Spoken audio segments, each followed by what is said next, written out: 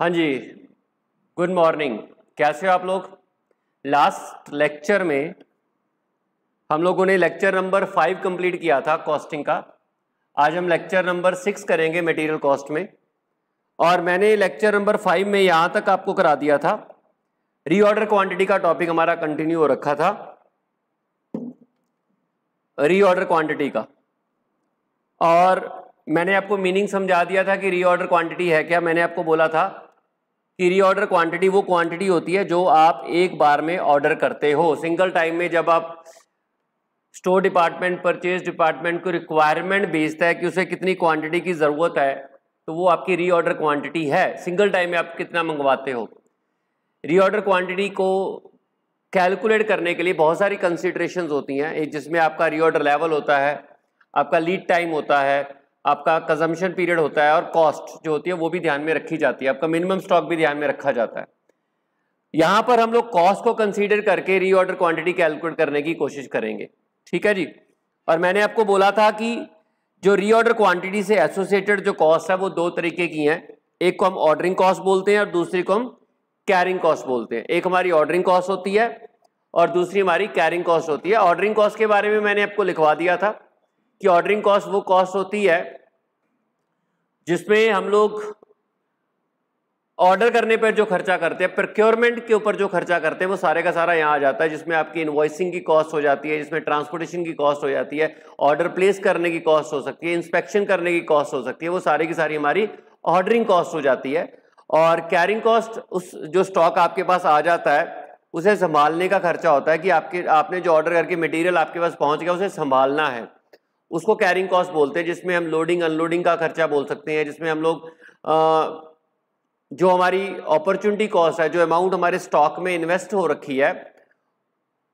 देखो, आप जब मटेरियल खरीद के लाओगे उसमें पैसा तो लगेगा ही, और पैसा लगेगा जब तक वो मटेरियल स्टोर रूम में पड़ा रहेगा तब आपका वो पैसा ब्लॉक होगा, और जब आपका वो पैसा ब्लॉक होगा तो वहां पे आपको इंटरेस्ट का लॉस भी हो सकता है। उसके बाद जितने हमारे स्टोर में एम्प्लॉइज होंगे उनके ऊपर खर्चा हो सकता है। स्टोरेज कॉस्ट में ऑब्सोलेंस, वियर एंड टियर भी आ जाती है। सारे खर्चे हमारी कैरिंग कॉस्ट होते हैं, ठीक है।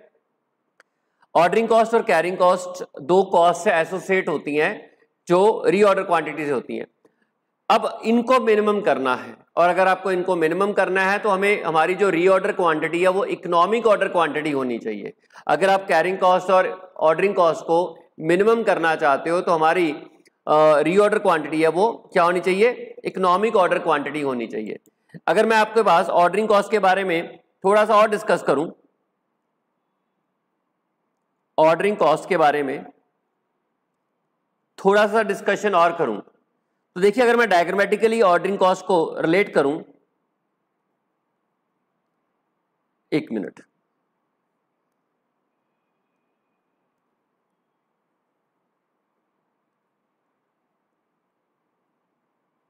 Ordering cost is inversely related with size of reorder quantity, ठीक है जी। रीऑर्डर क्वांटिटी का साइज बढ़ता है और आपकी ऑर्डरिंग कॉस्ट फॉल करती है। और अगर आप रीऑर्डर क्वांटिटी का साइज नीचे गिरेगा आपकी ऑर्डरिंग कॉस्ट बढ़ेगी। सर ये कैसे? देखिए, अगर आपकी रीऑर्डर क्वांटिटी छोटी है, कम मंगवा रहे हो एक बार में, तो आपको ज्यादा बार मंगवाना पड़ेगा। अगर मान लीजिए आपका 12 लाख की एनुअल रिक्वायरमेंट है और अगर आपकी रीऑर्डर क्वांटिटी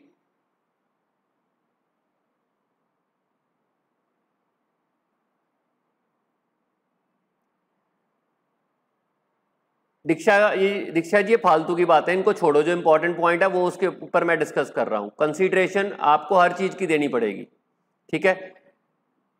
कंसीडरेशन आप जो दोगे ना वो हर चीज की दोगे, रीऑर्डर लेवल की भी दोगे, मिनिमम मैक्सिमम सब चीजों। एक बात छोड़ो इन चीजों को, जो इंपॉर्टेंट बात है उस पर आप ध्यान लगाइए, ठीक है। तो रीऑर्डर क्वांटिटी जो है वो बाद में देखेंगे। रीऑर्डर क्वांटिटी का जो रिलेशन होता है वो ऑर्डरिंग कॉस्ट से इनवर्स होता है। जैसे जैसे आपकी रीऑर्डर क्वांटिटी का साइज बढ़ता है वैसे वैसे आपकी ऑर्डरिंग कॉस्ट कम होती है। मैंने आपको एग्जांपल देना चाहा था कि मान लीजिए आप 12 लाख की आपकी एनुअल रिक्वायरमेंट है, और अगर आपकी 12 लाख की एनुअल रिक्वायरमेंट, आप सारी की सारी रिक्वायरमेंट एक ही बार में मंगवा रहे हो, तो आपका रीऑर्डर क्वांटिटी का साइज होगा 12 लाख। ये बात आप निश्चित है कि अगर आप सारे का सारी क्वांटिटी एक ही बार में मंगवा रहे हो, तो इसका मतलब आपकी जो रीऑर्डर क्वांटिटी का साइज होगा 12 लाख। एक ही बार मंगवाओगे तो आपको ऑर्डरिंग कॉस्ट एक ही बार पड़ेगी। मान लीजिए अगर आप 1 lakh quantity reorder quantity decide करते हो, तो आपको 12 बार मंगवाना पड़ेगा। जब आपको 12 बार मंगवाना पड़ेगा, तो आप बताइए जरा कि आपकी रीऑर्डर कॉस्ट 12 बार पड़ेगी, ठीक है। और अगर मान लीजिए आप 2 लाख की क्वांटिटी एक बार में मंगवा रहे हो, ठीक है जी, 2 लाख की क्वांटिटी एक बार में मंगवा रहे हो, तो इसका मतलब आप 6 बार मंगवाओगे तो आपकी रीऑर्डर कॉस्ट 6 बार पड़ेगी। और अगर मैं 4 लाख की क्वांटिटी एक बार में मंगवा रहा हूं, तो आप 3 बार मंगवाओगे तो आपकी रीऑर्डर क्वांटिटी 3 बार पड़ेगी। तो जैसे जैसे हमारी रीऑर्डर क्वांटिटी का साइज बढ़ता जा रहा है, वैसे वैसे हमारी ऑर्डरिंग कॉस्ट फॉल कर रही है। इनवर्स रिलेशन है। अगर मैं डायग्रामेटिकली इसको प्लॉट करूं तो ऐसा कुछ डायग्राम बनेगा।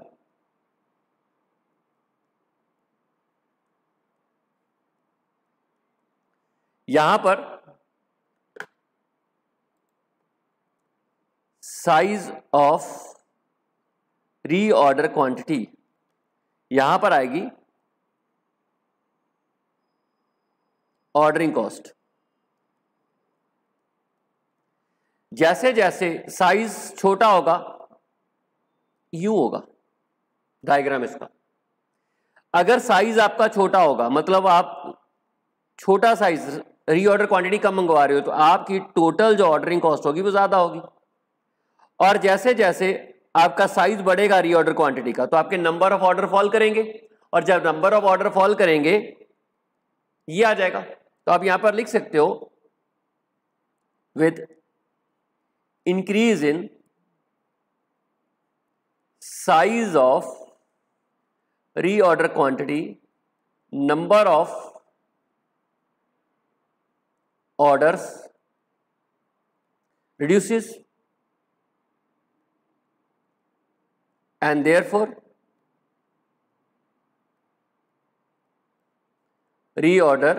ordering cost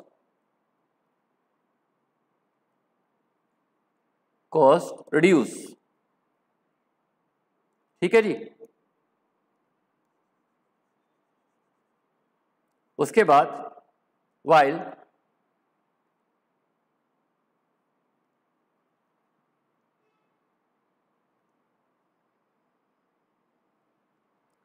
decrease in size of reorder quantity, अगर रीऑर्डर क्वांटिटी आप कम मंगवाओगे, एनुअल रिक्वायरमेंट तो उतनी है,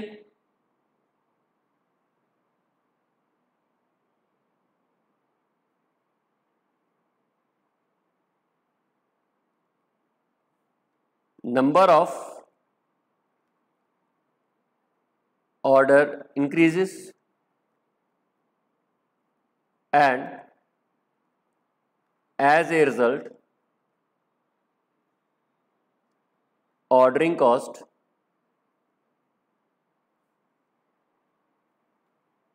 increases। मतलब समझ आया कि किस तरीके से इनवर्सली रिलेटेड है, कि अगर आपकी रीऑर्डर क्वांटिटी बढ़ती है, आप हमेशा याद रखिए कि साल की रिक्वायरमेंट उतनी है, आप एक बार में ज्यादा मंगवाओगे तो आपको कम ऑर्डर प्लेस करने पड़ेंगे, तो ऑटोमेटिकली आपकी ऑर्डरिंग कॉस्ट फॉल कर जाएगी। और अगर आप एक बार में ज्यादा मंगवाओगे, कम मंगवाओगे, तो आपको ज्यादा ऑर्डर साल में प्लेस करने पड़ेंगे, तो ऑटोमेटिकली आपकी ऑर्डरिंग कॉस्ट बढ़ जाएगी। तो इसलिए मैंने इनवर्सली दिखाया है। अगर आपका ऑर्डर का साइज बड़ा होगा तो नंबर ऑफ ऑर्डर कम होंगे, नंबर ऑफ ऑर्डर कम होंगे तो आपकी ऑर्डरिंग कॉस्ट फॉल कर जाएगी। ये बात आपको यहां तक क्लियर हुई है? बताइए, हर बच्चे ने समझना है। और अगर आप अभी नहीं पूछ रहे ना, अभी तो आप मेरे सामने भी नहीं बैठे हो, अगर आपने नहीं पूछा ना तो आप अपना नुकसान कर रहे हो। हर छोटा पॉइंट पूछिए, ठीक है जी। जो रिलेवेंट पॉइंट होगा मैं खुद डिस्कस करूंगा, और जो आप बाकी के पॉइंट पूछ रहे हो ना, वो मैं कहीं ना कहीं जाके कवर कर दूंगा। फिलहाल इंपॉर्टेंट पॉइंट डिस्कस कर रहा हूं, इसलिए मैं बाकी चीजें इग्नोर कर रहा हूं। इससे रिलेटेड कोई डाउट है तो पूछिए, ठीक है जी। उसके बाद आती carrying cost.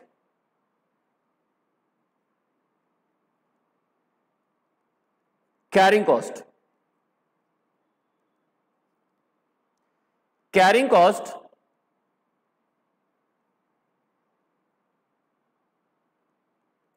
Directly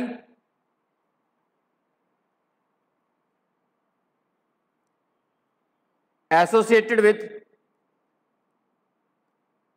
with size of reorder quantity. Carrying cost is directly associated with size of reorder quantity with increase in size of reorder quantity,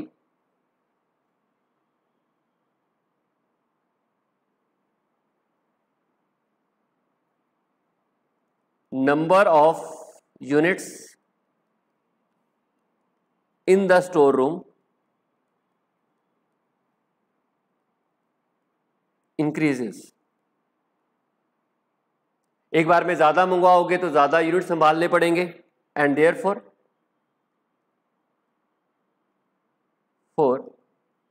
carrying cost, संभालने की कॉस्ट होती है,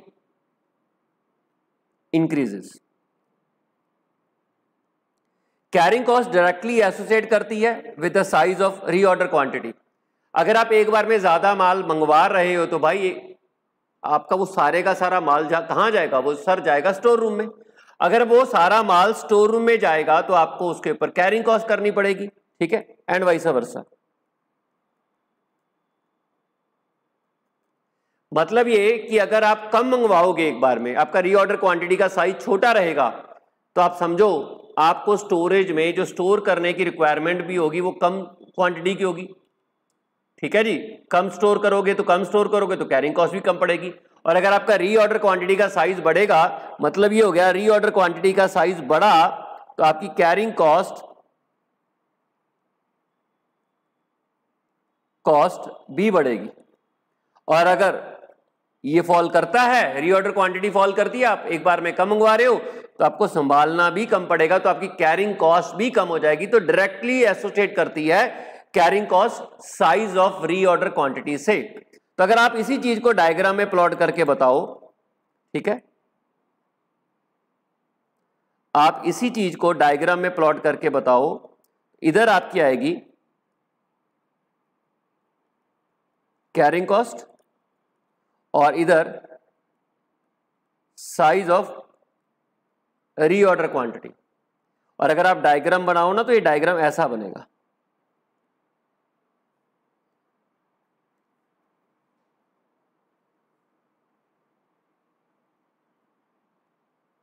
ठीक है जी. आपका अगर साइज रीऑर्डर क्वांटिटी का कम है तो आप एक बार में कम यूनिट मंगवाओगे, और अगर एक बार में कम यूनिट मंगवाओगे तो संभालोगे भी कम, तो आपकी कैरिंग कॉस्ट कम पड़ेगी. जैसे जैसे आपका साइज बढ़ता जाएगा रीऑर्डर क्वांटिटी का, तो आपको संभालना भी ज्यादा पड़ेगा, तो आपकी कैरिंग कॉस्ट बढ़ जाएगी. बेसिकली कैरिंग कॉस्ट तो संभालने की कॉस्ट है. सिमिलरली जैसे जैसे आपका साइज ऑफ रीऑर्डर क्वांटिटी बढ़ता जाएगा, आपको कैरिंग कॉस्ट ज्यादा इनकर करनी पड़ेगी, और जब ज्यादा और बढ़ जाएगा तो आपकी कैरिंग कॉस्ट भी बढ़ जाएगी. आई थिंक ये बात भी आपको क्लियर होगी. इस तरीके से जो दोनों कॉस्ट हैं वो एसोसिएट होती हैं आपकी रीऑर्डर क्वांटिटी से. ऑर्डरिंग कॉस्ट इनवर्सली एसोसिएट हो रही है और कैरिंग कॉस्ट डायरेक्टली एसोसिएट हो रही है. यानी कि रीऑर्डर क्वांटिटी बढ़ने से ऑर्डरिंग कॉस्ट फॉल करेगी और कैरिंग कॉस्ट बढ़ेगी. तो हमें इनको मिनिमम करना है. ठीक है जी. बाकी सारे फैक्टर भी इंपॉर्टेंट हैं. रीऑर्डर क्वांटिटी को उनको ध्यान में रख के रीऑर्डर क्वांटिटी कैलकुलेट की जाती है, बट मोस्ट इंपॉर्टेंट पार्ट हमारी कॉस्ट होती है. हम लोग अपनी रीऑर्डर क्वांटिटी इस तरीके से डिसाइड करते हैं कि हमारी ये वाली जो दो कॉस्ट होती है ना, कैरिंग कॉस्ट और ऑर्डरिंग कॉस्ट होती है, ये मिनिमम हो जाए. ठीक है जी. उसके लिए हमें इकोनॉमिक ऑर्डर क्वांटिटी कैलकुलेट करनी पड़ेगी. तो अब आपको मैंने ऑर्डरिंग कॉस्ट और कैरिंग कॉस्ट और रीऑर्डर क्वांटिटी के बारे में बातें क्लियर कर दी हैं कि what is reorder quantity and what is carrying cost, how it is related with reorder quantity, and what is ordering cost and how it is related with reorder quantity. ठीक है जी. अब हम बात करने जा रहे हैं इकोनॉमिक ऑर्डर क्वांटिटी की. यहां तक कोई डाउट है प्लीज पूछ लीजिए. मैं आपको बार बार एक ही बात पे स्ट्रेस दे रहा हूं, आप पूछोगे तो आपका बेनिफिट है.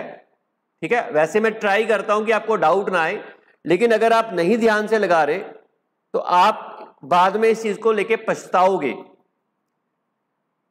जैसे हम लोग बोलते हैं ना कि हम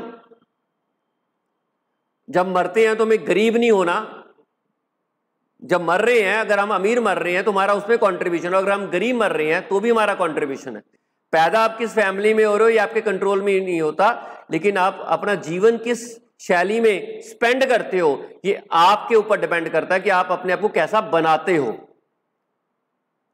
आपको अपने आप को तैयार करना है, रेडी करना है हर सिचुएशन, हर सर्कमस्टांसेस के लिए। उसके लिए आपको काम करना पड़ेगा, अपने वीक पॉइंट्स के ऊपर वर्क करना पड़ेगा। और अगर आप वो नहीं करोगे तो आप जैसे हो वैसे के वैसे रह जाओगे। अगर गरीबी में पैदा हुए तो गरीबी में ही मरोगे, लाइफस्टाइल भी गरीबी वाला रहेगा। ठीक है, तो प्लीज आपको काम करना पड़ेगा इसके ऊपर। You have to improve, you have to work. 24 घंटे ये डिमोटिवेशन ले रहे हैं, हाय हो नहीं रहा, ये कर नहीं रहा, वो नहीं हो रहा, टाइम खराब हो रहा है। भाई टाइम खराब कर कौन रहा है? आप लोग ही कर रहे हो ना, कोई और आके तो कर नहीं रहा। और जो बच्चे आपके साथ रैंक लेके जाएंगे वो भी तो वही बच्चे होंगे ना जो इसी सिचुएशन में जी रहे होंगे। हमारी कमियां होती हैं, हमें पता होती हैं, हमें उसके ऊपर काम करना है। We have to work. हमें मालूम है हम लोग क्लास लगा रहे हैं, हमें कितनी प्रॉब्लम्स फेस करनी पड़ती हैं क्लासेस लगाने में, देख ही रहे हो आप। ठीक है, हमारे लिए भी सिचुएशन सेम ही है। तो प्लीज डाउट पूछा करो, जैसा भी मन में आता है पहले तो काम किया करो, होमवर्क किया करो, बैठ के टाइम डिवोट करके पढ़ा करो।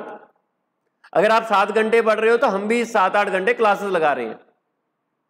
ओके सर, चलिए अब आप बात करते हैं इकोनॉमिक ऑर्डर क्वांटिटी की। इकोनॉमिक ऑर्डर क्वांटिटी ही रीऑर्डर क्वांटिटी होनी चाहिए। मैंने आपको कल भी बोला था कि रीऑर्डर क्वांटिटी का मतलब इकोनॉमिक ऑर्डर क्वांटिटी नहीं है, बट इकोनॉमिक ऑर्डर क्वांटिटी का मतलब रीऑर्डर क्वांटिटी है। यह बात से सहमत हो? ठीक है जी, रीऑर्डर क्वांटिटी का मतलब इकोनॉमिक ऑर्डर क्वांटिटी नहीं है। इकोनॉमिक ऑर्डर क्वांटिटी के अलावा भी रीऑर्डर क्वांटिटी हो सकती है, लेकिन इकोनॉमिक ऑर्डर क्वांटिटी का मतलब हमेशा रीऑर्डर क्वांटिटी ही होता है कि कितनी क्वांटिटी एक बार में मंगवाई जाए। ठीक है, इकोनॉमिक, और ताकि हमारी कैरिंग कॉस्ट और ऑर्डरिंग कॉस्ट मिनिमम हो जाए। Economic order quantity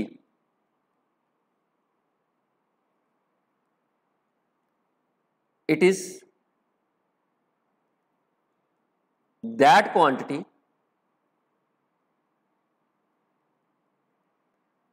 reorder quantity which minimize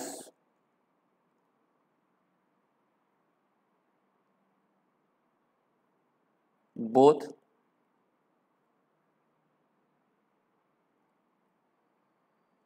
ordering cost and carrying cost together. ठीक है जी, ये वो क्वांटिटी है जो आपकी, ये वो रीऑर्डर क्वांटिटी है जो आपकी ऑर्डरिंग कॉस्ट और कैरिंग कॉस्ट को मिनिमाइज कर दे, कम कर दे। इसकी कुछ अजम्पशंस हैं, ये लिखते हैं assumptions.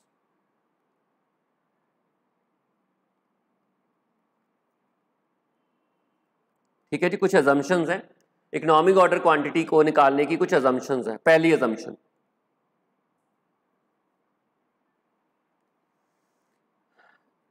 annual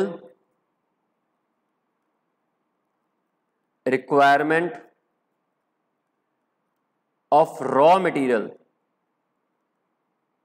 is known in advance। ठीक है जी, and usage of raw material is evenly distributed। ये पहली assumption है कि हमें पहले से ही पता है कि हमें कितना रॉ मटेरियल चाहिए। Annual requirement of raw material is known in advance. इस चैप्टर से अगर पेपर आएगा ना तो आप रीऑर्डर लेवल या इकोनॉमिक ऑर्डर क्वांटिटी 90% इन्हीं दोनों टॉपिक में से क्वेश्चन बनता है। 90% बोल रहा हूं, बहुत कम चांस है, 1 चांस आउट ऑफ 10 कि किसी और टॉपिक को कवर किया जाए क्वेश्चन में। या तो रीऑर्डर लेवल्स का आएगा, या तो स्टॉक लेवल्स का क्वेश्चन आएगा, या रीऑर्डर क्वांटिटी का क्वेश्चन आएगा। ठीक है जी, इसलिए इनके ऊपर मैं ज्यादा टाइम डिवोट कर रहा हूं। आपको लगेगा कि 6 दिन हो गए हैं, किसी थोड़ा सा ही कवर किया है। सबसे इंपॉर्टेंट ही टॉपिक ही है, इसके बाद तो छोटे छोटे टॉपिक्स हैं, एक एक दिन में 2-2 हो जाया करेंगे। ठीक है जी, 3-3 भी हो सकते हैं। अगर ये टॉपिक खत्म हो जाता है, इसके क्वेश्चन निपट जाते हैं, तो आप समझिए आपका 90% चैप्टर खत्म। एंड में जाकर टाइम लगेगा थोड़ा सा इन्वेंट्री, जो स्टॉक लेजर, स्टोर लेजर बनाने उसमें। तो एनुअल रिक्वायरमेंट आपको रॉ मटेरियल की पहले से ही पता है, और usage of raw material evenly distributed है। Second point, ordering cost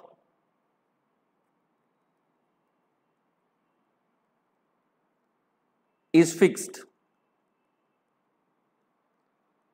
per order irrespective of size of order। जो ऑर्डरिंग कॉस्ट है ना वो फिक्स्ड है, पर ऑर्डर फिक्स्ड है। Ordering cost fix per order है। सपोज करो एक बार ऑर्डर प्लेस करने का 1000 रुपए का खर्चा आता है, 2 बार प्लेस करोगे 2000 हो जाएगी ऑर्डरिंग कॉस्ट, 3 बार प्लेस करोगे साल में तो 3000 हो जाएगी। साइज ऑफ ऑर्डर से ऑर्डरिंग कॉस्ट प्रभावित नहीं होती है, तो irrespective of size of order. Size of order का मतलब ये होगा कि आप कितने यूनिट मंगवा रहे हो, इससे ऑर्डरिंग कॉस्ट प्रभावित नहीं होगी, कितनी बार मंगवा रहे हो इससे प्रभावित होगी। ये हमारी अजम्पशन है, ठीक है जी, कि ऑर्डरिंग कॉस्ट प्रभावित नहीं होती हैं साइज ऑफ ऑर्डर से। क्लियर है? Carrying cost is always calculated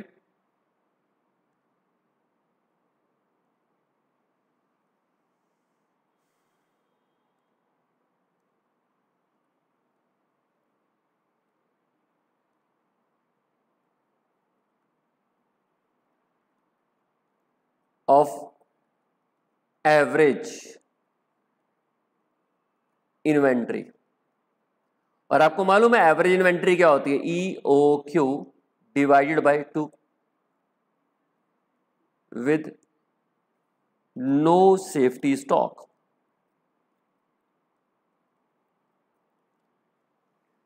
carrying cost हमेशा एवरेज इन्वेंट्री के ऊपर ही कैलकुलेट की जाएगी। कैरिंग कॉस्ट हमेशा एवरेज इन्वेंट्री के ऊपर कैलकुलेट की जाएगी।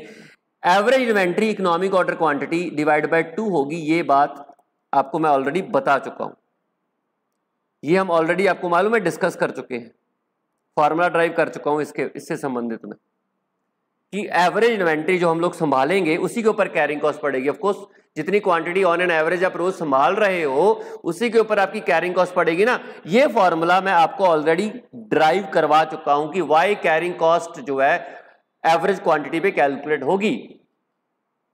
आप रोज जितनी क्वांटिटी संभालोगे उसी के ऊपर कैरिंग कॉस्ट पड़ेगी, और कितनी क्वांटिटी संभालोगे तो एवरेज क्वांटिटी होगी। एवरेज क्वांटिटी कितनी होगी? इतनी होगी। ये हम ऑलरेडी फॉर्मूले को ड्राइव कर चुके हैं, और अगर आपको नहीं याद तो अभी देखिए, मेरे पास ये फॉर्मूला यहां पर होगा, ये देखिए, ये ठीक है, यहां पर भी ड्राइव किया और यहां पर भी। सर ये तो रीऑर्डर क्वांटिटी है, तो वही रीऑर्डर क्वांटिटी ही तो इकोनॉमिक ऑर्डर क्वांटिटी है ना। यहां बात इकोनॉमिक ऑर्डर क्वांटिटी की बात कर रहे हैं, तो रीऑर्डर क्वांटिटी की जगह मैंने इकोनॉमिक ऑर्डर क्वांटिटी की बात कर दी। ठीक है, ये देखिए, ये फॉर्मूला मैं ऑलरेडी ड्राइव कर चुका हूं, इसमें आपको कोई डाउट नहीं होनी चाहिए कि क्यों एवरेज ली जाती है। कैरिंग कॉस्ट है हमेशा एवरेज क्वांटिटी के ऊपर कैलकुलेट की जाएगी। यहां तक समझ आया? ये बात समझ आई कि कैरिंग कॉस्ट हमेशा एवरेज क्वांटिटी के ऊपर क्यों कैलकुलेट करेंगे? सिंपल सा कारण है ना कि जितनी संभालोगे उसी के ऊपर कैरिंग कॉस्ट पड़ेगी।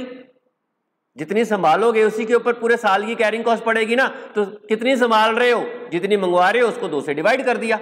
ठीक है, इसके पीछे का लॉजिक मैं आपके साथ ऑलरेडी डिस्कस कर चुका हूं। प्लीज बताइए कि क्या मुझे इसको और डिस्कस करना चाहिए कि ये सर आपको समझ में आ चुका है?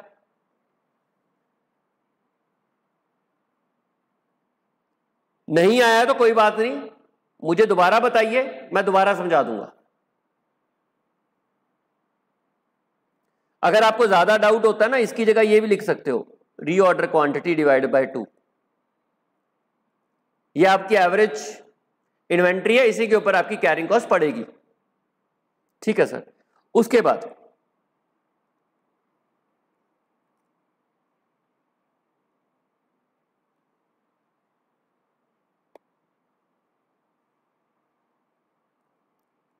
both carrying cost and ordering cost are minimum when they are equal।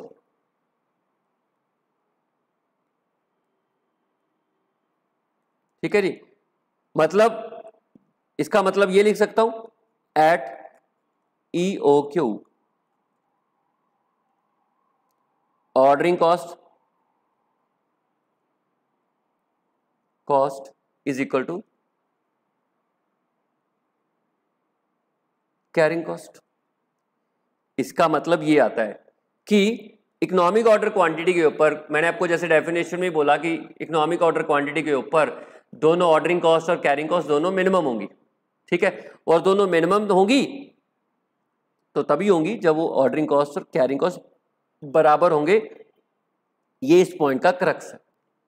ठीक है, एक चीज ना मैं पीछे और मैं आपको क्लियर कर दूं कि अगर मुझे ऑर्डरिंग कॉस्ट निकालनी होगी, यहां पर total ordering cost,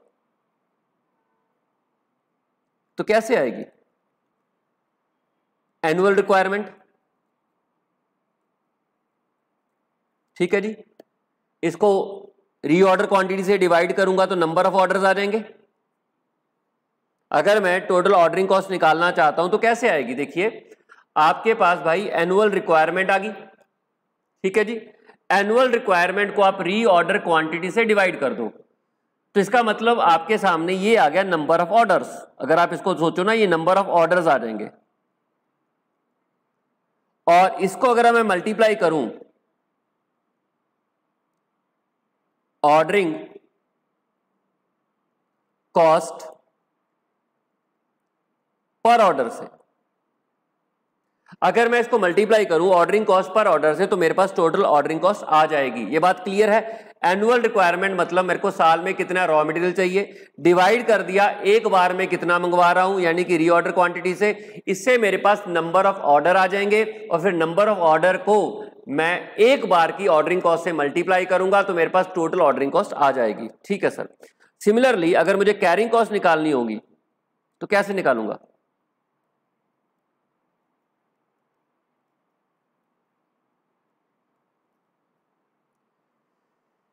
carrying cost कितनी क्वांटिटी आप संभाल रहे हो उसके हिसाब से होती है। ठीक है, आप रीऑर्डर क्वांटिटी को 2 से अगर डिवाइड करो, मैं अज्यूम कर रहा हूं कि सेफ्टी स्टॉक मेंटेन नहीं कर रहा। ठीक है जी, मैं अज्यूम कर रहा हूं कि सेफ्टी स्टॉक मेंटेन नहीं करता, क्योंकि इन केस सेफ्टी स्टॉक हो तो कैरिंग कॉस्ट अलग हो जाती है। मैं ना यहां पर एक नोट लिखूंगा बाद में, अभी लिख देता हूं, ये जस्ट आपकी इंफॉर्मेशन के लिए। Total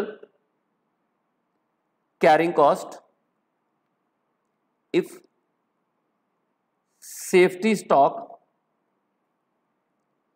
is maintained. देखिए ये सारा इतना कुछ मैं करा रहा हूं ना आपको, ये सिर्फ इसलिए बता रहा हूं कि आपको लॉजिक समझा सकूं।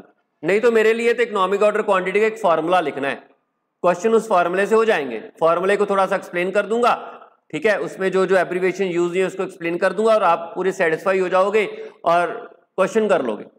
लेकिन इतना कुछ मैं जो समझाता हूं ना, मेरी ये कोशिश होती है कि अगर आप 100 बच्चे हो, 100 में से 10 बच्चे भी इस बात को समझ गए ना, तो 10 बच्चे बेटर हो जाएंगे।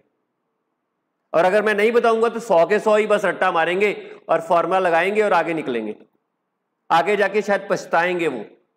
मेरी ये कोशिश है, वैसे तो मैं सबको समझा रहा हूं, पर मुझे मालूम है कि 10-20% बच्चे ही हैं जो इस कंसेप्ट पे फोकस करेंगे। बाकियों के लिए तो लिखना है, बस कॉपी काली कर देंगे और बाद में फॉर्मूला याद करेंगे।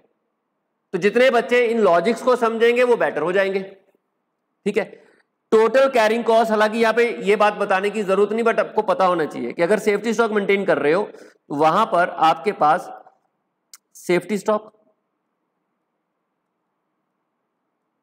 Plus reorder quantity divide by 2, ये आपकी एवरेज इन्वेंट्री होगी। ठीक है, यहां पर अगर आप सेफ्टी स्टॉक नहीं मेंटेन कर रहे, आपकी एवरेज इन्वेंट्री ये होगी, और अगर आप सेफ्टी स्टॉक मेंटेन कर रहे हो आपकी एवरेज इन्वेंट्री होगी। आपको मालूम है, हम ऑलरेडी डिस्कस कर चुके हैं एवरेज इन्वेंट्री वाले, एवरेज स्टॉक लेवल में। ठीक है, अगर आप सेफ्टी स्टॉक नहीं मेंटेन करते तो एवरेज आपका ये होगा, अगर आप सेफ्टी स्टॉक मेंटेन कर रहे हो तो एवरेज आपका ये होगा। और इसको संभाल रहे हैं तो कैरिंग कॉस्ट पड़ेगी पर यूनिट पर एनम। एक यूनिट को संभालने का खर्चा एक साल का कितना आएगा, उसको इससे मल्टीप्लाई करेंगे तो इतने यूनिट संभालने का पूरे साल का खर्चा आ जाएगा। सिमिलरली यहां पर भी इसको मल्टीप्लाई करेंगे, carrying cost per unit per annum. आपके पास एवरेज इन्वेंट्री इतनी है पूरे साल, रोज आपके पास एवरेज इन्वेंट्री का मतलब ऑन एन एवरेज रोज आपके पास इन्वेंट्री इतनी रहेगी। ठीक है, और carrying cost per unit per annum का मतलब होता है एक चीज को संभालने का पूरे साल का खर्चा कितना होगा, इतनी चीजों को संभालने का पूरे साल का खर्चा निकालने के लिए मल्टीप्लाई कर देंगे तो आपके पास क्या आ जाएगा, टोटल कैरिंग कॉस्ट आ जाएगी। पर ये नोट में लिखना है आपने, इसकी जरूरत यहाँ इकोनॉमिक ऑर्डर क्वांटिटी में नहीं पड़ेगी, क्योंकि इकोनॉमिक ऑर्डर क्वांटिटी में हम हमेशा अज्यूम करके चलते हैं कि हमारे पास सेफ्टी स्टॉक नहीं है। ओके सर, उस केस में हमारी टोटल कैरिंग कॉस्ट यही होगी। क्या यहां तक आपको क्लियर है? यहां तक जो अभी तक मैंने बताया सारे का सारा क्लियर है? बताइए जल्दी से, क्या यहां तक आपका सारा क्लियर है?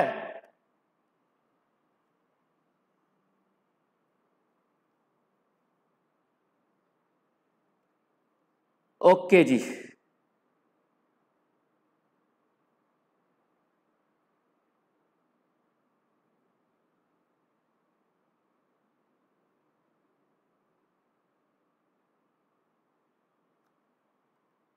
ठीक है जी, चलते हैं आगे। फिर अजम्पशंस हमारी होगी, जिंदगी में ना बहुत सारी चीजें ऐसी बेटर हो जाती हैं, अगर आप एक एक करके थोड़ी थोड़ी चीजों के लॉजिक समझते रहोगे ना तो बहुत बड़ी समस्या का कभी सोल्यूशन पता कर लोगे। और हर चीज को जस्ट रट्टा मारते जाओगे तो कल की जो प्रॉब्लम्स आएंगी ना जिंदगी में आप फेस करोगे, उसको भी सॉल्व करने के लॉजिक्स आपके पास होंगे नहीं। जिंदगी बड़ी कॉम्प्लेक्स होती है और उसको सॉल्व करना, उसको एक तरीके से तोड़ना छोटे छोटे पॉइंट्स में, उनको सॉल्व करना, वो वही बंदा कर पाता है जो हर चीज में अपने आप को इंप्रूव करता है। ठीक है, नवल जी क्या बताऊं, बताइए जरा, एग्जाम्पल देके क्या बताऊं, बताइए क्या, किस पॉइंट पे एग्जाम्पल देके बताऊं, कौन से पॉइंट पे एग्जाम्पल बताऊं?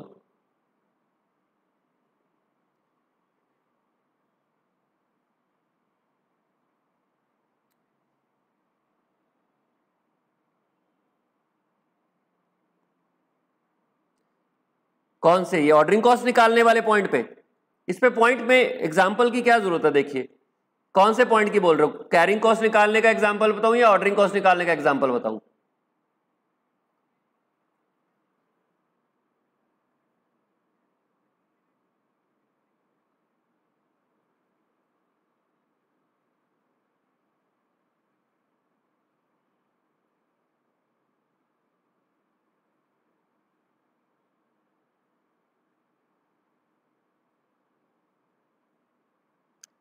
नवल जी ऑर्डरिंग कॉस्ट सिंपल है, एनुअल रिक्वायरमेंट आपकी 12 लाख की है, ऑर्डरिंग कॉस्ट पर ऑर्डर होती है, आपको बात ये तो क्लियर है।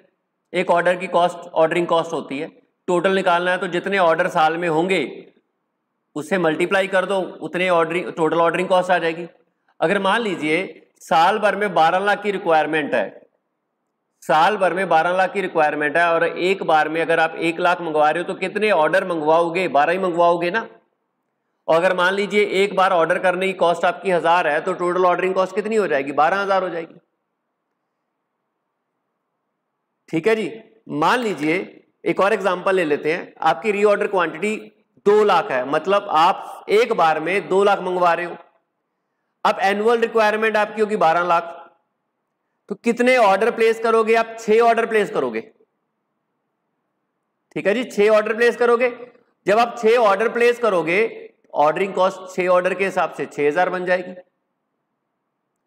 मान लीजिए आप एक बार में 4000 मंगवा रहे हो, अगर आप एक बार में 4000 नहीं 4 लाख मंगवा रहे हो तो साल में 12 लाख है, तो इसका मतलब आप 3 ऑर्डर प्लेस करोगे।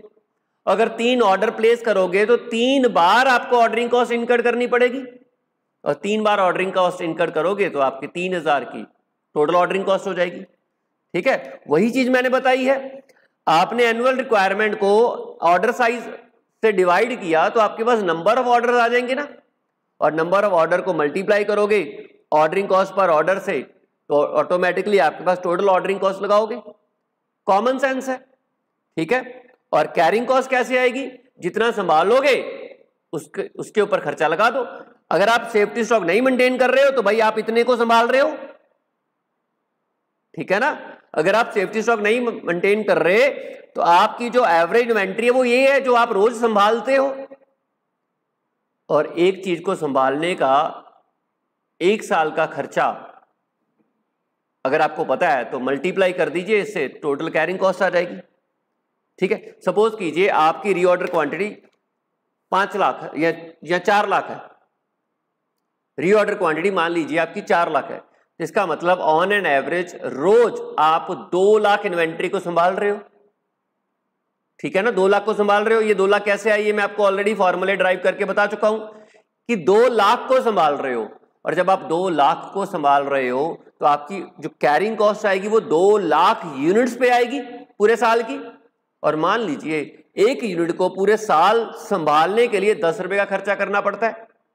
एक यूनिट को पूरे साल संभालने के लिए आपको 10 रुपए का खर्चा करना पड़ता है, तो 2 लाख यूनिट्स को पूरे साल संभालने के लिए 20 लाख का खर्चा करना पड़ेगा, तो 20 लाख आपकी टोटल कैरिंग कॉस्ट आ जाएगी। आई थिंक अब आपको क्लियर हो गया होगा। ठीक है, ओके सर। हम बात कर रहे थे इकोनॉमिक ऑर्डर क्वांटिटी की। इकोनॉमिक ऑर्डर क्वांटिटी वो क्वांटिटी रीऑर्डर क्वांटिटी होती है जहां पे टोटल कैरिंग कॉस्ट और ऑर्डरिंग कॉस्ट मिनिमम होंगी, और वो मिनिमम तभी होंगी जब वो बराबर होंगी। ये हमने अजम्पशन ले ली है। ठीक है सर। अब सर आगे चलते हैं।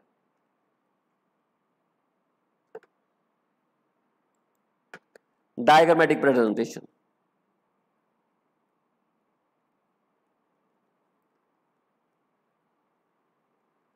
Presentation of economic order quantity. Diagrammatic presentation of economic order quantity. देखिए,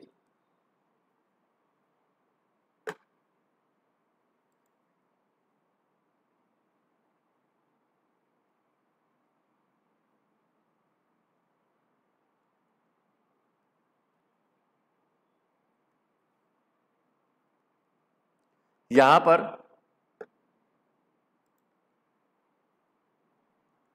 साइज ऑफ ऑर्डर यानी कि इकोनॉमिक ऑर्डर क्वांटिटी। ठीक है जी, यहां पर आप लोगे carrying cost and ordering cost को मेजर करोगे।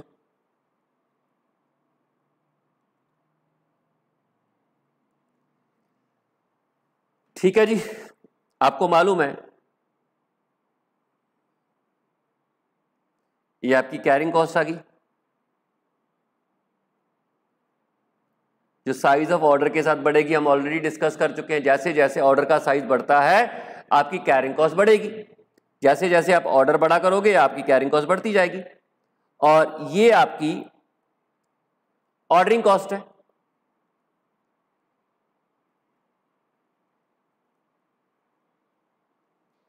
ठीक है जी, ये आपकी क्या है? Ordering cost. ऑर्डरिंग कॉस्ट का मतलब ये हो गया कि जैसे जैसे आपका साइज ऑफ ऑर्डर बढ़ता है आपकी ऑर्डरिंग कॉस्ट फॉल कर रही है, और जैसे जैसे आपका साइज ऑफ ऑर्डर कम है तो आपकी ऑर्डरिंग कॉस्ट ज्यादा है। ठीक है, ये बात मैं आपको ऑलरेडी बता चुका हूं। यहां पर दोनों मिल रही हैं और इक्वल भी हैं, तो ये वाली आपकी इकोनॉमिक ऑर्डर क्वांटिटी होगी, और ये आपकी टोटल कैरिंग कॉस्ट। ठीक है, and total carrying cost and ordering cost होगी। क्लियर? डायग्रामेटिकली ये आपका इकोनॉमिक ऑर्डर क्वांटिटी है। ठीक, डायग्राम बनाओगे तो this is called economic order quantity. यहां पर दोनों मैच कर रहे हैं ना, इसके कॉरस्पॉन्डिंग ये आपकी इकोनॉमिक ऑर्डर क्वांटिटी है और इसके कॉरस्पॉन्डिंग ये आपकी total carrying cost and ordering cost है। इक्विलिब्रियम आ गया ना, ठीक है, ओके सर, आगे चले। तो डायग्रामेटिकली इकोनॉमिक ऑर्डर क्वांटिटी कैसे निकलती है? इकोनॉमिक ऑर्डर क्वांटिटी वो क्वांटिटी है जहां पर आपकी ऑर्डरिंग कॉस्ट और कैरिंग कॉस्ट बराबर होंगी। ओके सर, चलते हैं जी आगे। Next, derivation of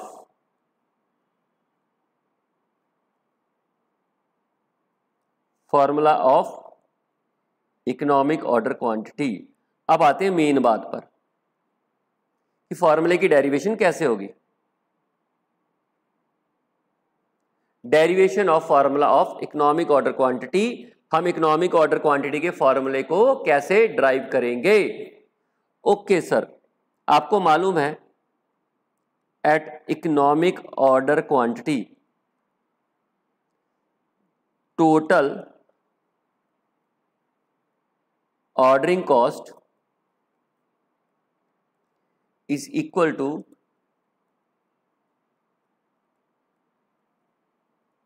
total carrying cost. हाँ जी, हाँ जी, एनुअली इक्वल होंगे, एनुअली की बात कर रहा हूं जी, एनुअली इक्वल करना है हमने, तभी वो लोएस्ट होंगे। सर कैरिंग कॉस्ट और ऑर्डरिंग कॉस्ट एनुअली इक्वल होंगे ईओक्यू में? बिल्कुल, एनुअली वो इक्वल करने पड़ेंगे, ठीक है, तभी वो बराबर होंगे, तभी वो मिनिमम होंगे। अब आप देखो, अगर आप टोटल ऑर्डरिंग कॉस्ट निकालोगे तो आप एक बार में जितनी ऑर्डर कर रहे हो उसे बोलते हैं इकोनॉमिक ऑर्डर क्वांटिटी। सॉरी, इसको ठीक कर देता हूं,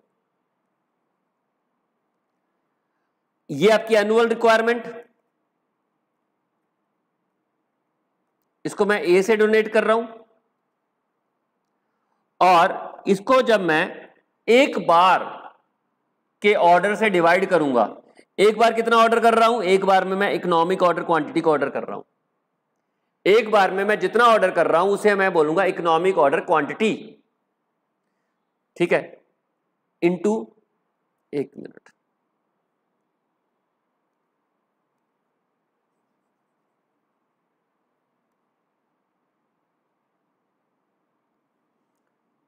ये आपकी एनुअल रिक्वायरमेंट,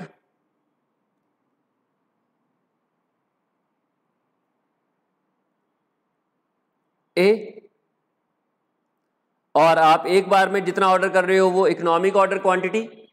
जब आप डिवाइड करोगे इसे नंबर ऑफ ऑर्डर आ जाएंगे, ठीक है, और ऑर्डरिंग कॉस्ट पर ऑर्डर, इसे हम डोनेट करेंगे ओ से, ये इक्वल आएगी कैरिंग कॉस्ट से। कैरिंग कॉस्ट कितनी होगी? Economic order quantity divided by 2, ये आपकी एवरेज इन्वेंट्री होगी। अगर आप इसे मल्टीप्लाई करेंगे, carrying cost per unit per annum से, इसे हम सी से डोनेट करते हैं।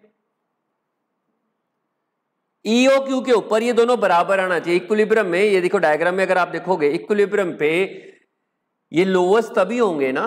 देखो ईओक्यू सिंपल ये है कि जहां पे ऑर्डरिंग कॉस्ट और कैरिंग कॉस्ट क्या होंगे? बराबर, मिनिमम होंगे, और वो मिनिमम तभी होंगे जब वो बराबर होंगे। हमारा मकसद ईओक्यू का मतलब यही है कि हमें ऑर्डरिंग कॉस्ट और कैरिंग कॉस्ट को मिनिमम करना है, और जिस क्वांटिटी के ऊपर ये आ जाएगा उसी को हम इकोनॉमिक ऑर्डर क्वांटिटी बोलते हैं, ठीक है। इसको मिनिमम करना, और मिनिमम करने के लिए ये डायग्राम बोलता है उनको इक्वल करना पड़ेगा, ठीक है। तो ये होगा, जिस क्वांटिटी पे ऊपर ये दोनों इक्वल होंगे वो इकोनॉमिक ऑर्डर क्वांटिटी होगी, क्योंकि इसी से वो दोनों मिनिमम होंगे। ये समझ में आया?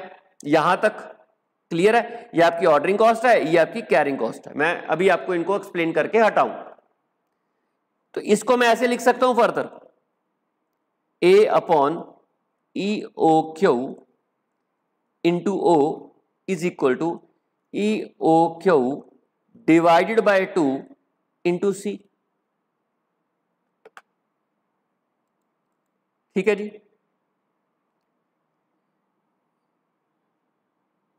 ई ओ क्यू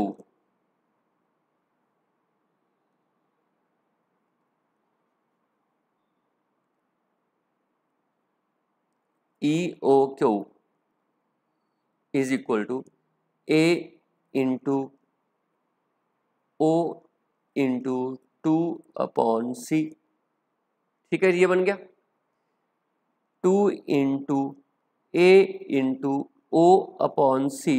इधर स्केयर लगा हुआ है, इधर रूट हो जाएगा। और इकोनॉमिक ऑर्डर क्वांटिटी का फॉर्मूला इस तरीके से ड्राइव हो जाएगा। This is the formula for economic order quantity.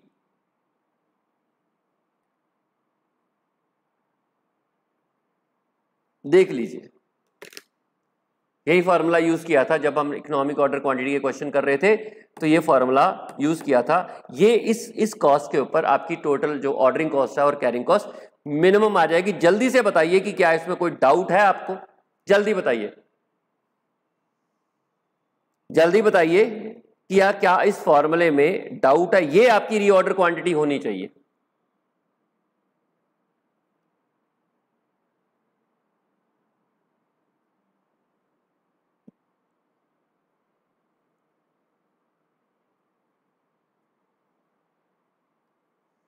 ठीक है जी, ये आपकी रीऑर्डर क्वांटिटी होनी चाहिए। आपने इस क्वांटिटी के ऊपर ऑर्डर प्लेस करना है।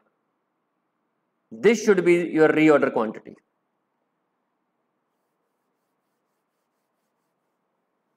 और सारे बच्चे देखेंगे, ज्यादा से ज्यादा बच्चों को बोला करें कि वो लाइव क्लास लगाएं ताकि साथ के साथ डाउट क्लियर हो जाए।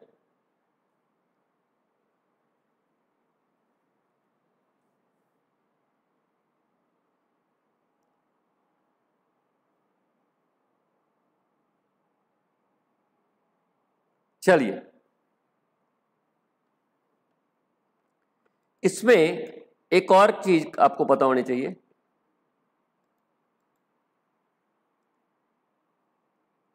Total of ordering cost and carrying cost. जब आप ऑर्डरिंग कॉस्ट और कैरिंग कॉस्ट का टोटल करोगे, total of ordering cost and carrying cost, आपको मालूम है कि total ordering cost plus carrying cost अगर मैं निकालूं, कई बार क्वेश्चन ना रेलेवेंट कॉस्ट पूछ लेता है।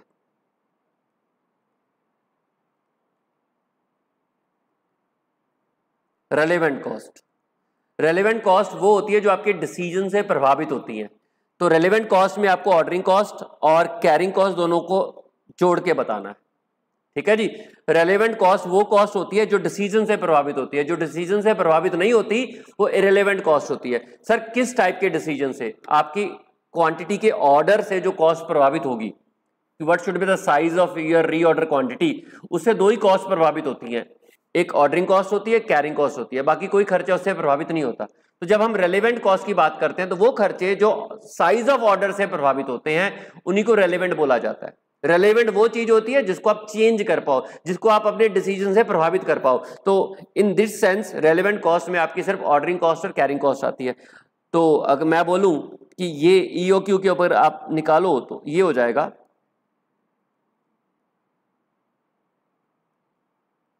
प्लस, सॉरी ये सी, ये कैरिंग कॉस्ट आ गई, ए अपॉन ईओक्यू इंटू ओ, ये आपकी ऑर्डरिंग कॉस्ट आ गई। ठीक है जी, और इसको अगर आप सॉल्व करोगे ना फॉर्मूले को, तो ये ऐसे बनना चाहिए 2 इंटू ए इंटू ओ इंटू सी। ठीक है जी, अगर आप इस फॉर्मूले से करोगे ना, अगर आप फॉर्मूले को ड्राइव करोगे, इन दोनों का फॉर्मूला आपका ये बन जाएगा 2 इंटू ए इंटू ओ इंटू सी। ये आपका होमवर्क है, आपने इस फॉर्मूले को ड्राइव करना है। ठीक है जी, अगर आपको टोटल कॉस्ट निकालने को बोला जाए तो आप फॉर्मूला लगा के भी सीधा निकाल सकते हो, या आप ऑर्डरिंग कॉस्ट कैरिंग कॉस्ट को निकाल के जोड़ के भी निकाल सकते हो। ये आपकी इच्छा, आप कैसे करना चाहो। इसका फॉर्मूला बनता है ये। ठीक है जी, 2 इंटू ए इंटू ओ इंटू सी। क्लियर ईओक्यू के ऊपर? तो इसके साथ ही हमारा ईओक्यू का टॉपिक कंप्लीट हो जाता है, यानी कि हमारा रीऑर्डर क्वांटिटी का टॉपिक कंप्लीट हो जाता है। अब हम लोगों ने स्टॉक लेवल्स भी पढ़ लिए हैं और हम लोगों ने रीऑर्डर क्वांटिटी भी पढ़ लिए हैं। स्टॉक लेवल में हम लोगों ने maximum stock level, minimum stock level, average stock level, danger stock level और बफर स्टॉक लेवल पढ़े हैं, और साथ में हम लोगों ने स्टॉक लेवल्स के क्वेश्चंस भी कर लिए हैं। अब हमने यहां पर क्या रीऑर्डर क्वांटिटी भी निकाल लिया। क्वेश्चन अगर साइलेंट होता है, रीऑर्डर क्वांटिटी का मतलब इकोनॉमिक ऑर्डर क्वांटिटी होता है। ठीक है जी, जब भी क्वेश्चन पूछे कैलकुलेट द रीऑर्डर क्वांटिटी तो आप चुप करके इकोनॉमिक ऑर्डर क्वांटिटी निकाल दीजिए। ओके सर, यहां तक तो हो गया। आगे क्या? आगे बस क्वेश्चंस हैं जो आपने करके लाने हैं।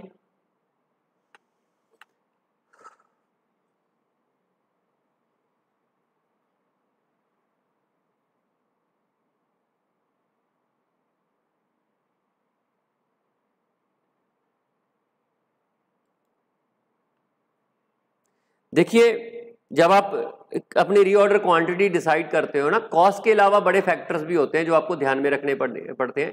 कि जैसे मैंने आपको बोला कि आपके पास मिनिमम लेवल्स क्या होंगे, मिनिमम लीड टाइम क्या होगा, आपका एवरेज लीड टाइम क्या होगा, बड़े सारे फैक्टर्स हैं। जितने बुक में लिखे हैं उससे कहीं ज़्यादा फैक्टर्स होते हैं जो आपको ध्यान में रखने पड़ते हैं। आपको ये भी तो ध्यान में रखना पड़ेगा ना कि आपकी मशीन ऐसे ना हो कि आपकी रीऑर्डर क्वांटिटी बड़ी छोटी आ जाए लेकिन आपका यूसेज बड़ा हो। सपोज करो आप रोज 100 kg यूज़ करते हो और लीड टाइम आपका 5 दिन है, ठीक है।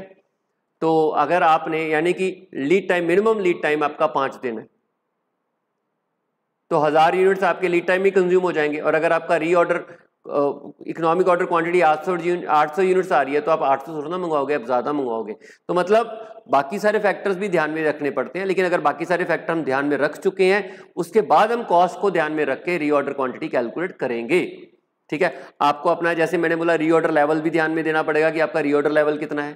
ठीक है, आपको आपका मिनिमम स्टॉक लेवल भी ध्यान देना पड़ेगा, आपको अपना लीड टाइम भी ध्यान में देना पड़ेगा, आपको अपनी कंजम्पशन भी ध्यान में रखनी पड़ेगी। इन सारी चीजों को कंसीडर करके आप अपना एक क्वांटिटी कैलकुलेट करोगे। मिनिमम इससे ज्यादा मंगवानी है, ठीक है, और फिर कितनी मंगवानी है उसको निकालने के लिए कॉस्ट को ध्यान में रख लेंगे हम लोग, और वहां पे आपकी इकोनॉमिक ऑर्डर क्वांटिटी को कंसीडर करना है। ओके सर, अब देखिए ये सारे क्वेश्चन होमवर्क है आपका, ये भी होमवर्क है, 4th 5th भी आपका होमवर्क है। देखिए ज्यादातर क्वेश्चन इसी के हैं। कितने तक हैं? 16 तक क्वेश्चंस है। ये देखो पेपर में आया हुआ क्वेश्चंस।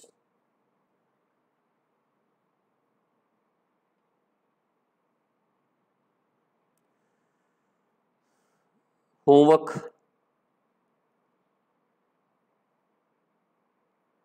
चार क्वेश्चन मैं होमवर्क दे रहा हूं आपको। आधे से ज्यादा चैप्टर कवर हो गया जी आपका, 4th 5th 6th and 7th। एक और क्वेश्चन ये रहने देता हूं अभी, ये वाला क्वेश्चन भी आपको होमवर्क देता हूं। छोटे छोटे क्वेश्चंस हैं, 5 क्वेश्चंस आपका होमवर्क है, क्योंकि अकाउंट्स का भी कोई होमवर्क मिला नहीं आपको। तो 5 क्वेश्चन, ये पांचों क्वेश्चन आपका होमवर्क है। उम्मीद है कि आप ये क्वेश्चंस कल करके लाओगे। आज की क्लास, हमारे 6 लेक्चर्स कंप्लीट हो चुके हैं इस चैप्टर के, और मुझे ये लगता है कि मैं 11-12 से ज़्यादा लेक्चर इस चैप्टर पे नहीं लगाऊंगा। तो मोर देन 50% आपका ये चैप्टर कवर हो चुका है। लेकिन पेपर पॉइंट ऑफ व्यू से आप समझिए 80-90% कवरेज हो गया, क्योंकि ज़्यादातर क्वेश्चंस इन्हीं टॉपिक से आने हैं। तो आज इतना ही, मिलते हैं नेक्स्ट लेक्चर में। ख्याल रखिए अपना, थैंक यू।